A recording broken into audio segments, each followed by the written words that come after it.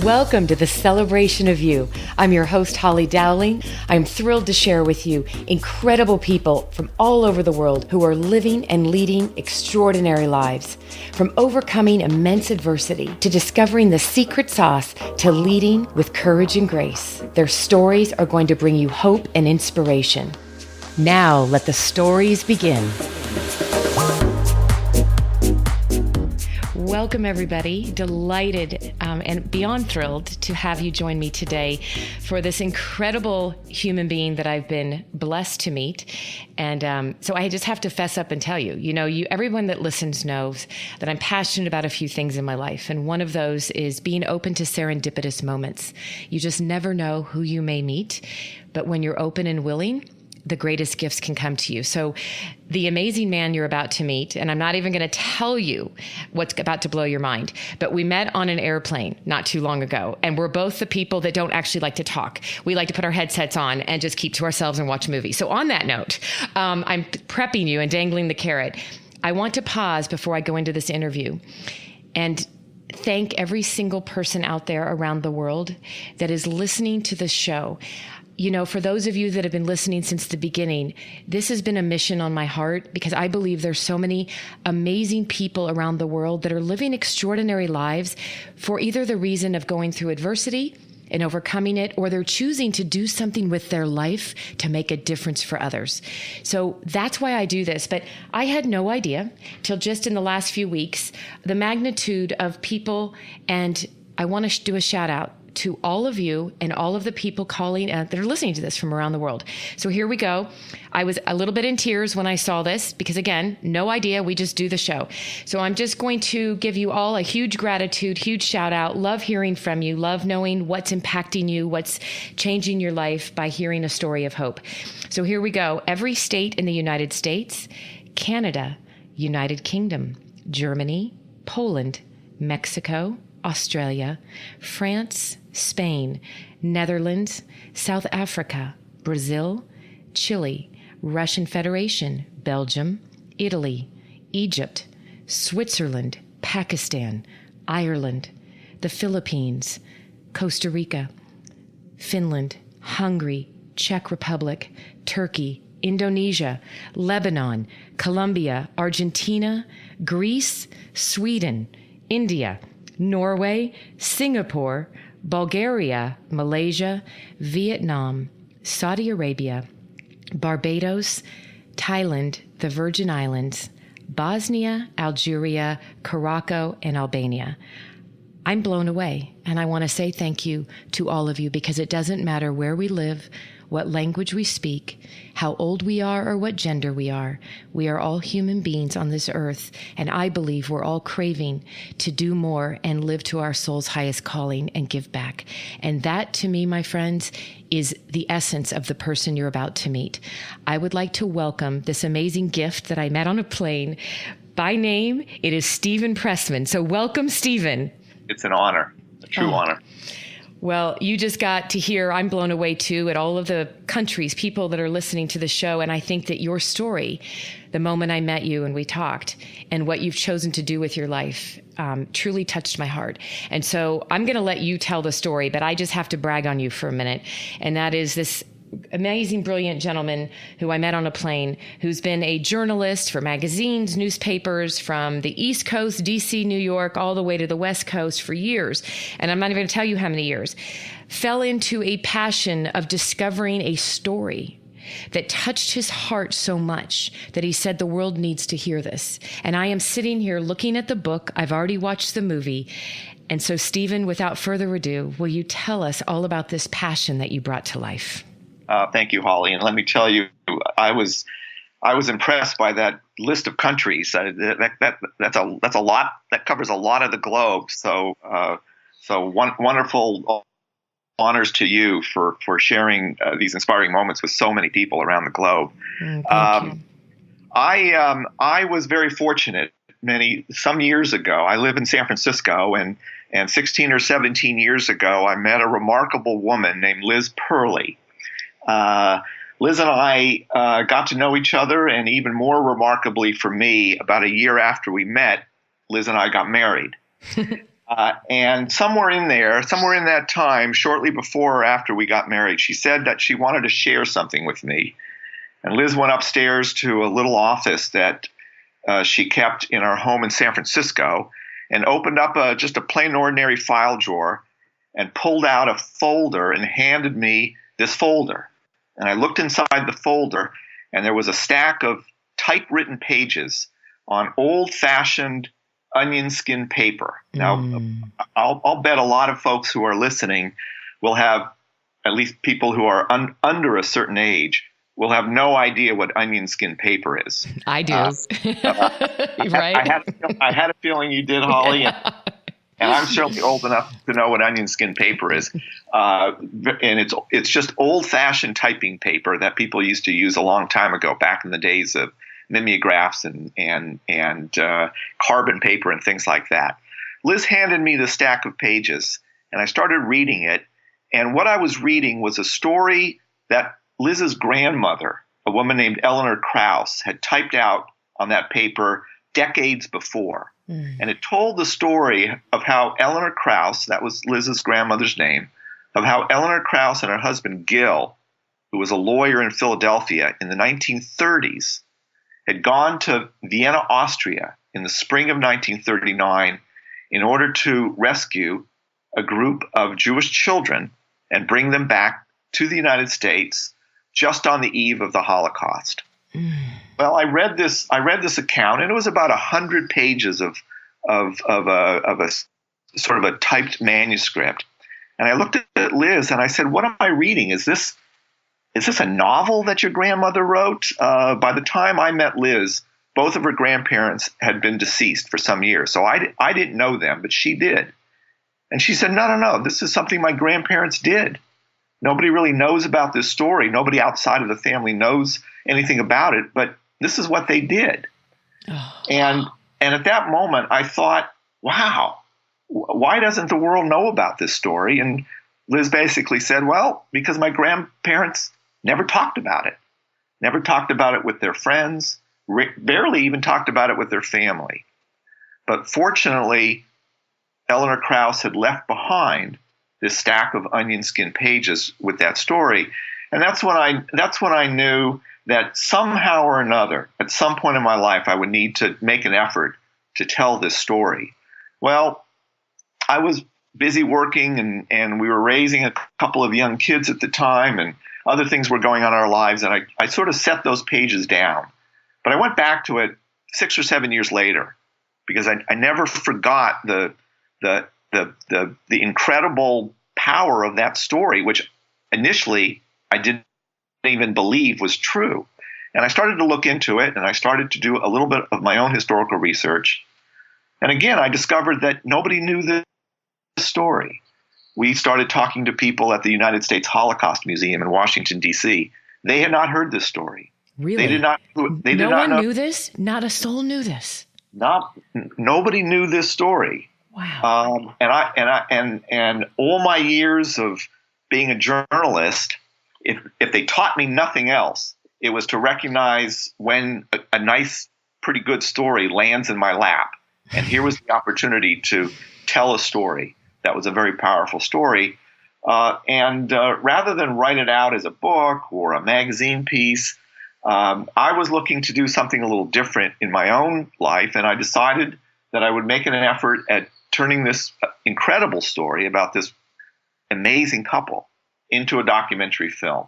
And I spent a couple of years doing more research, interviewing people. Lo and behold, I was able to locate 10 or 12 of the rescued children. There were 50 children that Gil and Eleanor Krauss had rescued from Vienna, Austria, and brought with them 50. back to the United States. 50. Yeah, 50. I want people to hear that. 50 children that they rescued, and no one knew about this. No one knew about this. And I knew I had this unbelievable story to share with the world.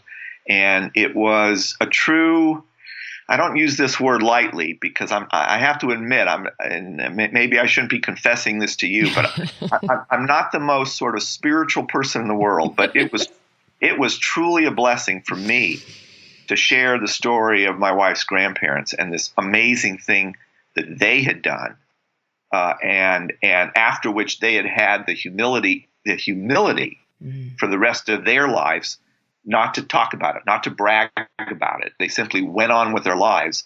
And all these years later, some 70 or 75 years after the fact, I was able to shine a well-deserved spotlight on this unbelievable couple. And just one other little fact that is important for people to keep in mind when we think about something as horribly tragic as the Holocaust and the millions of lives that were lost and the hundreds of thousands of lives that might have been saved. The 50 children that Gil and Eleanor brought with them to the United States turned out to be the largest single group of what are known as unaccompanied children. That is, children that were sent off by their parents. The 50 were the largest single group of those unaccompanied children who were allowed into our country, into the United States, during the entirety of the Holocaust. That's a sad and a depressing number, and yet this couple managed to do what so many other people were unable to do during a time of immense horror, indescribable tragedy. They went literally into the heart of darkness, into Nazi Germany, a Jewish couple from Philadelphia, and brought 50 children back with them to the United States. You know, it's still this goes back a few years for me, and I have to say I still get sort of goosebumps when I think about what they did and the sacrifices that they made, leaving behind their own two children and the safety of their lives in Philadelphia to do what they did. And for me, it was just an immense privilege to first make the film, which wound up on HBO and has shown around the world, and then to write a book about this same topic. It was beyond doubt the most fulfilling and satisfying thing I've ever done in my professional career as a journalist and as a storyteller. And when you think about all the stories that you have been touched by and had the privilege, right, to share over all these years of being a journalist, and this story is sitting in your room upstairs in a drawer from your wife, right? And this story that the visual of knowing that on that paper was a story that was such a hidden gem that no one knew. I have to ask you, and I want people, I don't want to give away everything in the film, because the film and the book, it's 50 Children. That is the name of it. And I want people to go get it, because I couldn't wait. When we met on the plane, I just told Steve, I go, as soon as I got home, within 36 hours, my husband, Steve, and I watched it, because I was like, I have to see this. I've always been passionate about true stories. And when we get to see documentaries of real life, people that are doing things in our world. But I have to ask you, when you did this and you learned about this journey that they took, thinking back on the time and the era that they were doing this in, right? In such a dark time. And we didn't have all of this access to internet and all these other ways that we can access people and things. I want people to realize this is in the times when we had nothing for communication, right? When the part that got me is that when you set out to find some of these children that were part of the 50 children, tell us about some of the stories, Steve, that what you realized through their eyes of what these parents had done and these people. That's a great question, Holly, and probably the most memorable part of this whole experience for me was getting to know several of these rescued children. I still call them children because they were always the 50 children. By the time I got to them, they were children in their 70s and 80s. And now, when I said a moment ago that nobody knew about this story, obviously, if you were one of those 50 children, you knew that you had been saved. You knew that somebody had come to get you, and you knew that somebody had brought you to this strange place, the United States, leaving behind your parents and your family back home in Vienna. But none of those children knew who Gil and Eleanor Krauss were. None of those children knew what the Krausses had to go through themselves to carry this off. All they knew was that knew was that they had been brought to safety. And so for me, one of the most memorable and meaningful parts of this whole experience in telling the story was to be able to fill in the gaps for those children who, for decades, grew up not knowing who these people were, not knowing anything at all about this couple that had saved them. And here I was calling them out of the blue, a total stranger, telling them I was making this film. And, and some of them naturally were maybe a little skeptical. And then I would say, oh, by the way, I'm married to one of the grandchildren of Gil and Eleanor Krauss. And I'll tell you, if there was ever an icebreaker, if there was ever a line that got them to open up to me, that was it. And once that relationship was established with so many of these rescued children, I got to know them, I got to know their families, and it was just such a wonderful experience to be able to become part of their lives and to be in a position to share with them information about their own past. Because it turns out, through the research I did, I started finding records in places like Berlin and Vienna, old archives of questionnaires and documents that had to be filled out by the Krausses that told the history of these families whose children had been saved. And I was able to share that with these families. And to this day, and now I'm talking some years after I've made this film, because I made it a few years ago, I still stay in touch with either them. Some of them have since passed away as they've gotten older, but I'm still in touch with their families, with their children, with their grandchildren. Some of them now have great grandchildren. Wow! And talk about a deep, ongoing impact. I don't take the credit for what the Krausses did. I was just in a wonderful opportunity to be able to bring to light what they did, and to allow them, all these years later, to grab a little of that spotlight that I think they so richly deserve. And again, that's just been such a wonderful part of all this. And you mentioned at the outset, just me stumbling across this story in that file drawer. All these years later, I like to think of this as a story that really was kind of hiding pretty much in plain sight. Yes. Yeah. Sitting in a file drawer all along. All I had to do was go in there and read it, and the story pretty much told itself. And it was such a pleasure. Well, it was like, I'm looking at this from the lens of, it was like that story was being saved for you to be the one to bring it to life because of you being a journalist and understanding the power of stories. And yet it was such a close to home. This is your wife's grandparents, right? So on top of this, it's not like you were at the library and just came across a file, right? It's like there's all these connections and all of these things about it. The part that's fascinating to me that I would love to know, and I have no idea what your answer is going to be.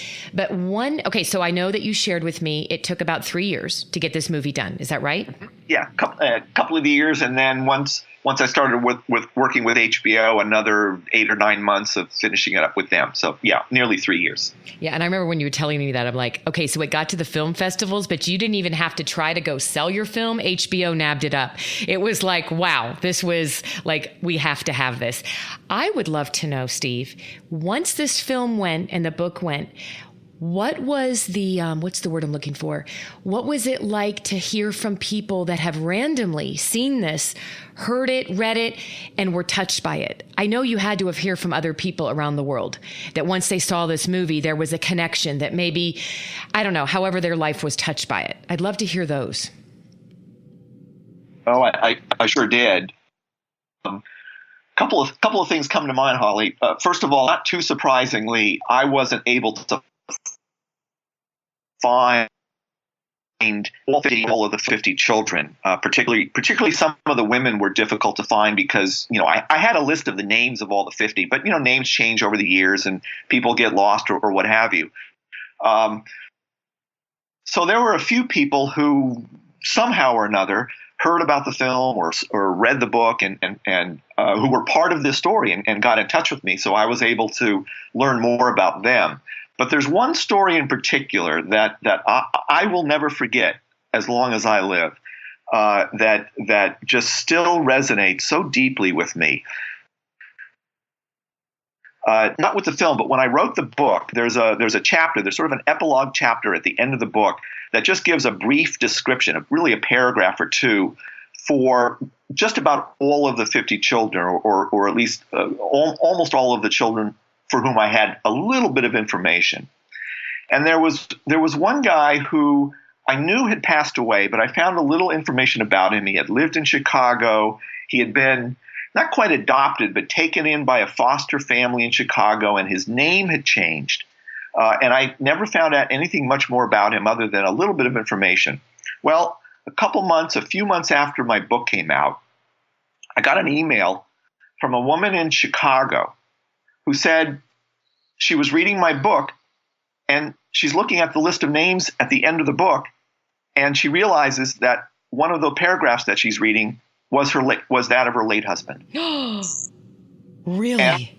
And that she, and I'm taking her at her word for this, Holly. She has no reason to make this up. Right. That she had never known, because he had never told her about the circumstances surrounding how he came to be a refugee from Nazi Germany, and how he had come to safety in the United States. All he had told her was that as a child, his parents had figured some way to get him to safety. She knew nothing of the story. She had never heard of Gil or Eleanor Krauss. She saw her husband's name in my book, and it filled in all of the gaps for her that her husband, for completely understandable reasons, had decided were too painful to share even with his wife. And I when I heard that, I thought, all right, if I don't do anything else for the rest of my days, this was worth it, to be able to tell a story and make those connections and allow people to, in effect, find their own closure for their own loved ones and the risks that their own family members had gone through. There were other moments like that, but boy, that particular one was about as dramatic as it got for me. And again, I'll never forget. And I've stayed in touch with her. She had her own amazing story. But it's connections like that really added so much to the emotional intensity of being able to tell the story of Gil and Eleanor Krauss and the 50 children that they saved from Adolf Hitler. And do you know, I'm sitting here, Steve, with tear rolling down my face, because just to know, right, like that the impact of bringing that story to life, and a woman sitting in Chicago got closure to the missing pieces of her husband's life. I mean, she could now share this with her children, right? Like, I mean, there's family history. And little did you know the ripple effect that could impact the world and so many human beings. Oh, my eyes are closed, and I'm just sitting here in awe and in place of gratitude, because I mean, just having the privilege of meeting you and knowing what you've chosen to do.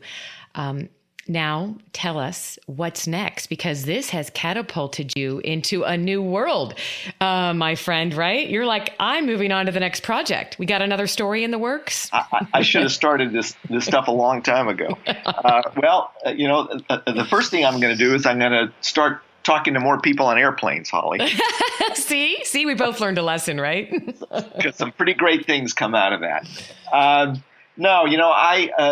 Aside from this incredible story that I was very privileged to tell, I also fell in love with the process of making a documentary film. As you had mentioned earlier at the top of the show, I had spent many years as just an old-fashioned print journalist. I never was involved in filmmaking. I love movies. I know you've got a family connection to the movies, and I love going to movies, but I was never part of that process at all. But I really fell in love with the process of storytelling through documentary film.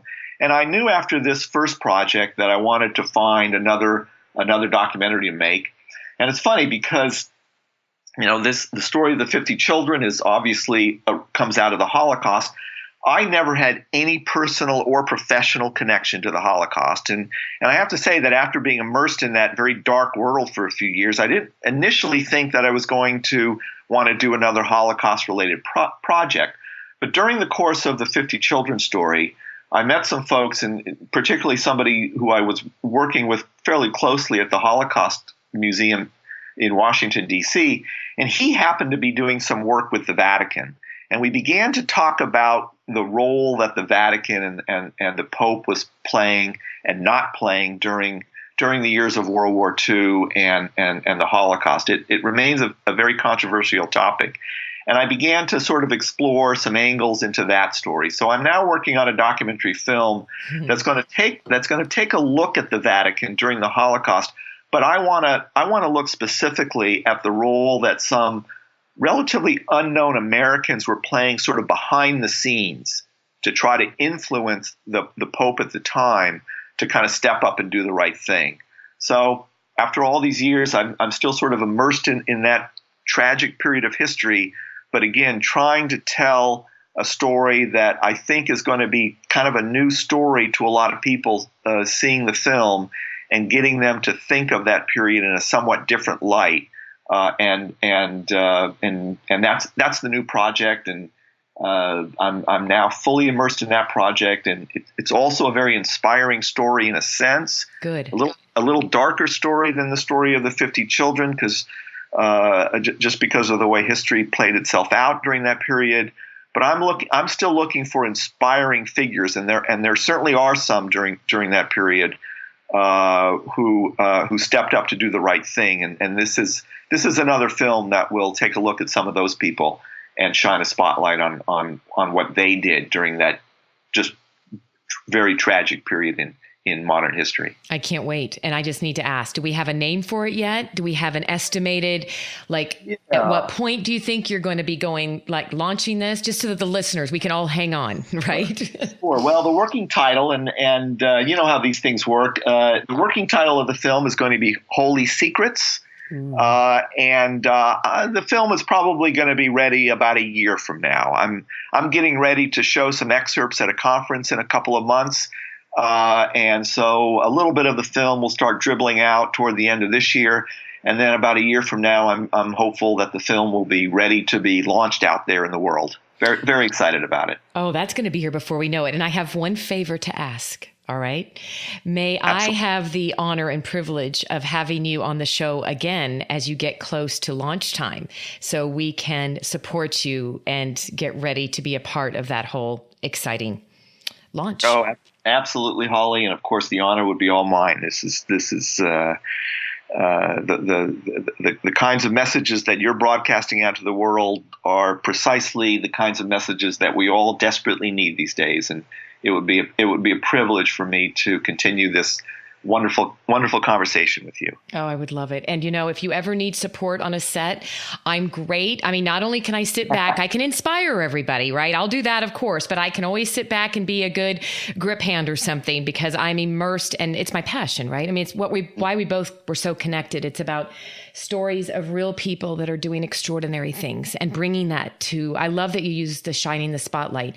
It's a word and a vernacular I use a lot. If people like us aren't doing that, nobody gets to know these stories. And I always say, Steve, if one person, I'm going to think about that woman in Chicago. If one person's life is changed and impacted for the better, and they can have just a sparkle of light in their darkness, then that's why we did the show. That's why you did the movie. That's why you brought the story to life. And it's why I was so excited to celebrate you. And I have to say, okay, so as we wrap this up, I have one more thing I have to ask you. But it was just on my heart so much. Is it amazing the timing of 50 Children and one of the movies that I watched not too long ago, finally watched it, and it was so close to me and so surreal, the closeness of these two, was The Zookeeper's Wife. Have you seen that?